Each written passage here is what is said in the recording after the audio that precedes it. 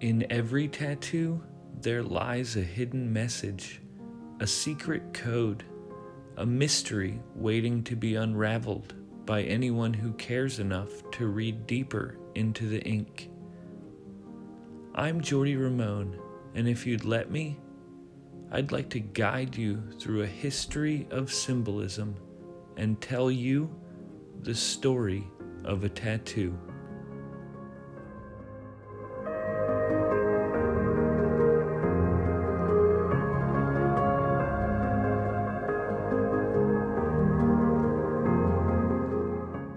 Long ago in the frozen north lived a strong and independent young woman.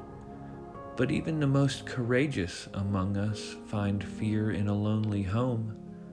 So she married the village shaman. The shaman was a good man, and his tornak, or spirit animal, was the great white bear Nanook. It was said that the shaman walked all the way out to the ends of the ice floe and called out to the beast. Nanook must have found him worthy, because the shaman had returned alive and carrying a large black claw that he now wore about his neck. The shaman told the village that along with this claw, Nanook had given him the power and wisdom to travel deep below the sea or fly up to the moon. So, shortly after the shaman returned from his journey, he and the fierce young woman were wed, and within no time at all, they had a child. But one day, their baby fell very ill, and try as he might, the shaman could do nothing to help.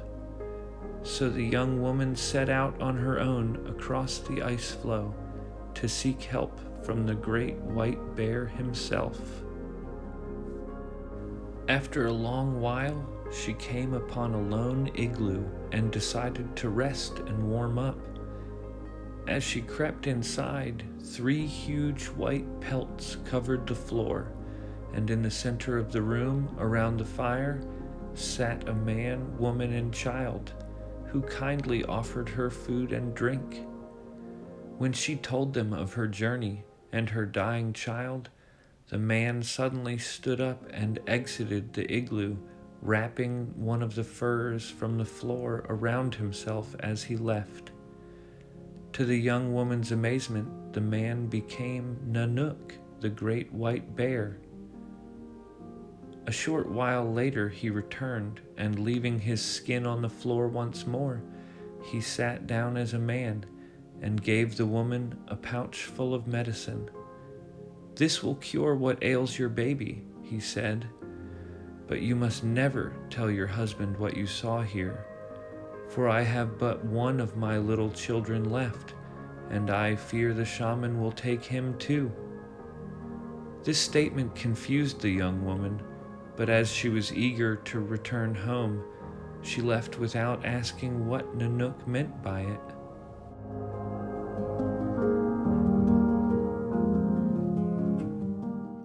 Upon arriving home, the fierce young woman administered the medicine she had been given, and her child was saved.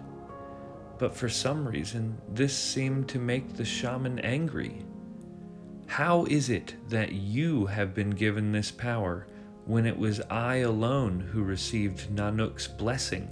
he asked her jealously. The young woman, being as kind as she was brave, thought nothing of telling her husband what had transpired on her journey. But afterwards, in a fit of rage, the shaman cried out, "How could he give you, a small girl, his power when it was I who killed that bear? I know I killed it, for I left its body alone in the snow, taking only its claw." And with that, the shaman gathered his dogs, jumped on his sled, and headed out to the ice floe. The next day, when the shaman returned with 2 claws around his neck, claiming Nanook's renewed blessings, the fierce young woman realized what she had done.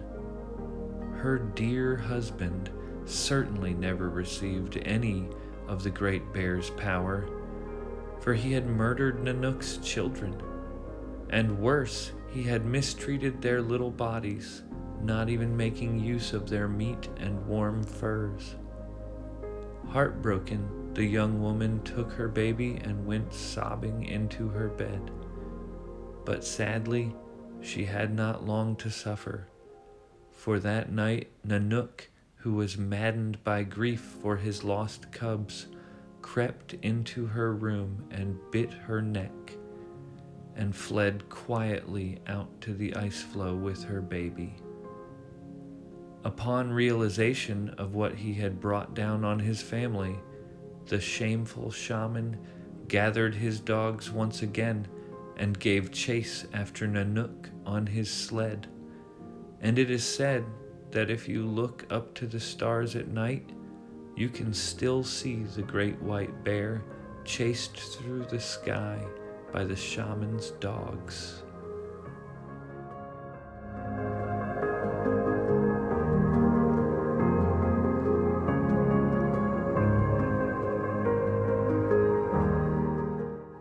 It would seem that bears have played a role in mythology and folklore just as long as we have practiced the telling of stories.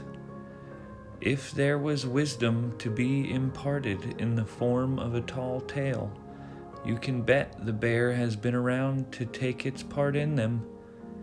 In fact, it is thought that the world's first magical or religious rituals may have involved our friend the wise old bear. Dating back 100,000 years to Paleolithic times, our ancestors, the Neanderthal, created shrines in their cave dwellings, and in those shrines were found the giant skulls of cave bears, sometimes with their own leg bones ceremonially placed inside their mouths.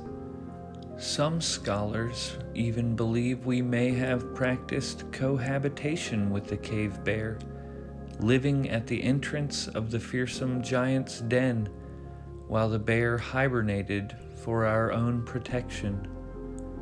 From the dawn of humanity all the way to the present day, mankind continues to initiate its descendants into the cult of the bear. Today, in Japan, on the island of Hokkaido, live a people known as the Ainu. The Ainu have inhabited Japan since the 9th century, but today the Japanese government estimates there are only 25,000 of them left. The Ainu practice arctolatry, or the worship of bears, and their cultural and religious practices are interesting to say the least.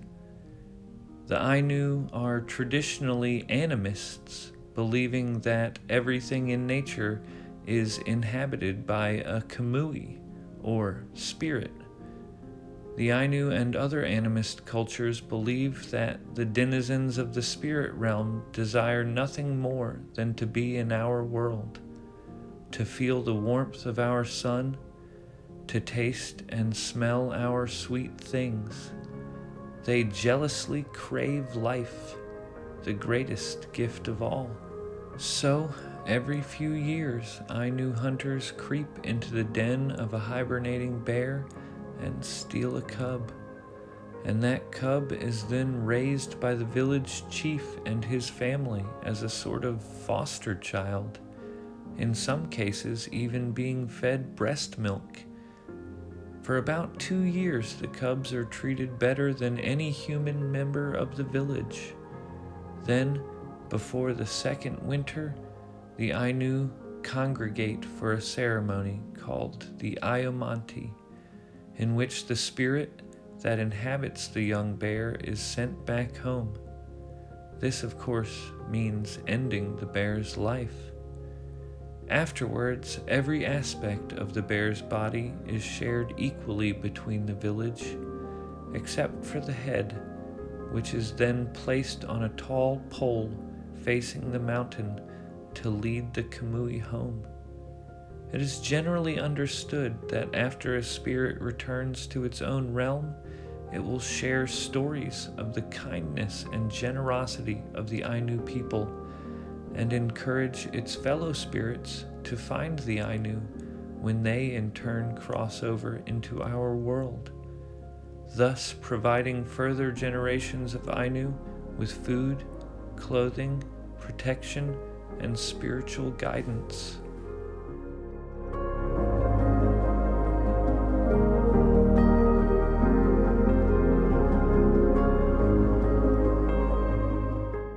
There are probably a great many reasons why one would permanently adorn themselves with the image of a bear tearing out of their flesh, but I choose to see this tattoo as a token of a simple yet prophetic truth. You see, to me, the bear symbolizes the force of life itself. It is an emblem of our Mother Earth. She provides for us and gives us medicines, but if we continue to mistreat her and her children, she will be our undoing. And we've known this fact for 100,000 years, since we slept in the mouth of her cave. But as we grew and evolved, we created new gods, and in doing so, we became such shameful shamans and forgot the wisdom of the Kamuy, that this life and this world are what is truly important, something to be craved and desired, and we must learn to treat it as such, because it's the only one we have, and nothing lasts forever. And that other realm up in the mountains, it will never be as sweet and fragrant and warm as where we are now. Deep down, you know it. I know it. No matter what gods we choose to distract ourselves with, the wisdom of the Kamuy is in all of us, clawing its way to the surface. The bear inside.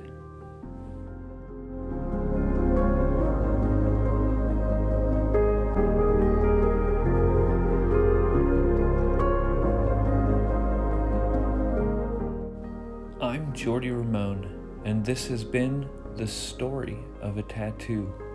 I truly appreciate you for listening, and I'd love to know your thoughts about the folklore discussed in this video, so be sure to leave a comment in the section below. And if you feel so inclined, a like and a subscription would help this channel grow. And do yourself a favor. Have a nice night.